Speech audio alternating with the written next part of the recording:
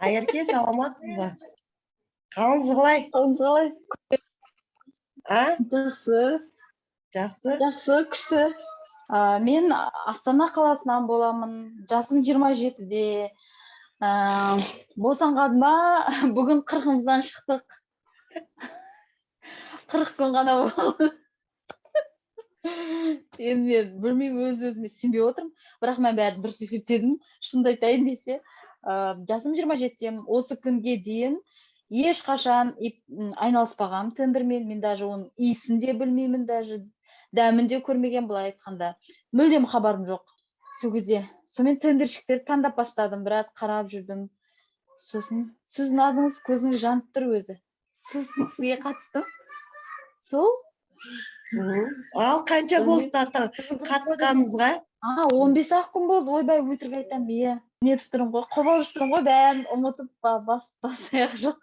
Анау қызымды 40-нан шығарып, сонымен енелерім бәріне шай беріп, соны кіріп көрейінші, бүгін біреу бітетін деп қарасам, победитель болып тұр.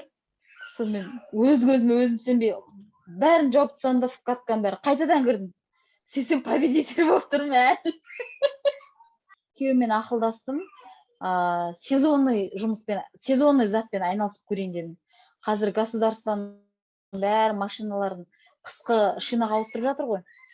Сөйтіп, сол шинный центрдің номерін таптым. Сөйтіп, жердегі консультанттарға ешқайда шыққан жоқ, мен әлі 40-нан шыққан жоқпын, сөздің ашығы. Ешқайда шыққан емеспін. Үйде отырып. Мен телефон, қазір интернет дамыған заман, әйтеуір, мен негізі ноутбук сатып алғам, декретте жатып кино көрем деп. Wi-Fi кіргізіп алдым, үйге кабельный. Сонымен өзім жыбырлап қалған адам, құрсын кино, содан да бірдемсе оқиын деп бастадым. Сөйтіп, сол Google-дан таптым шинный центрлардың номерін, имеется осындай не деп, күнді сұрап алам бәрін. Сөйтем де, міне мен блокнотым, міне көрсеңіздер сіздер мен қаншама тендер жазғанымды, 15 шығар. Таңдап оның себестоимостын қалай есептедім. Сұрадым, процентті, бүкіл налогты қостым, жүретін жолды қостым, газелді қостым. Сөйтіп, ойланып отырып, мұны 10 тендерді осылай сүзіп алып шықтым. Көп тендердің ішінен. Мен істей аламау дегенді. Сонымен сөйттім да тастадым. 1, 2, 3, 4, 4-еуінен жеңілдім. 5-шісі ұттым. Шынымды айтайын, қорқып тұрмын. Кішкене қорқыныш бар.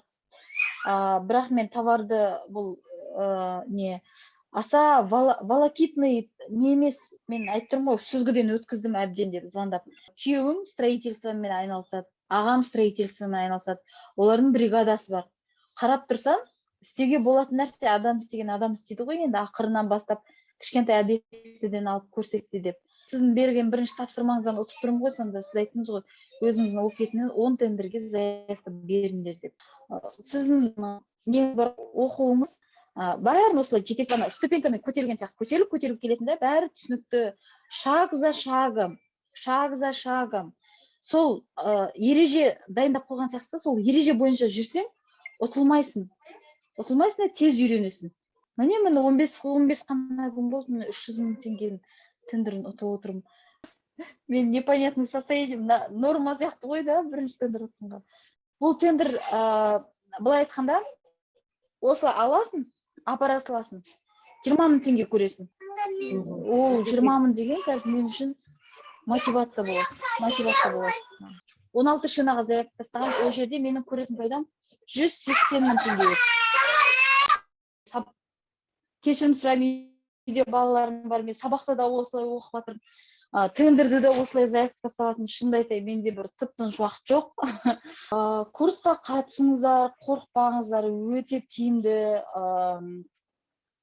Қалай айтады, адам оқимын деген адам ақшаны да табады, мысалы. Бір нәрсеге жету үшін бір нәрсемен жертвовать ету керек. Дұрыс па? Бұл ұтымсыз курс, бір ауызбен айтқанда. Бұл жерде ұтылу мүмкін емес.